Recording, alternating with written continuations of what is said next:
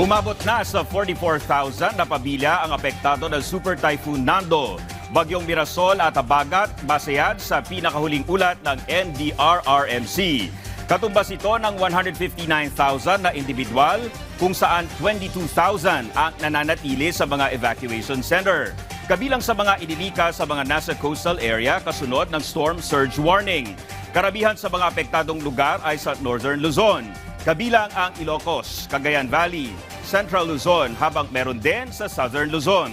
3 ang naiulat na nasawi habang 9 ang sugatan at 5 ang nawawala. Sa ngayon ay naka-red alert pa rin ang Operation Center ng NDRRMC.